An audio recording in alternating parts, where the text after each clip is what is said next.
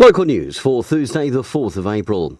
Carpentry apprentices from around Wairarapa will compete Saturday for the regional title of the NZCB Apprentice of the Year.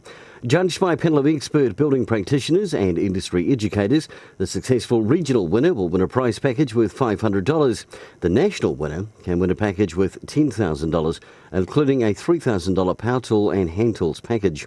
ITM are proud to be supplying the materials for the prizes for the competition and kicking off at 8 o'clock Saturday morning, 71 Ngāmutawa Road. Many of the Wairarapa schools will be donning gumboots tomorrow, as well as the Masterton AMI team, who are running a barbecue from midday till 2, with Masterton's Mike King in attendance.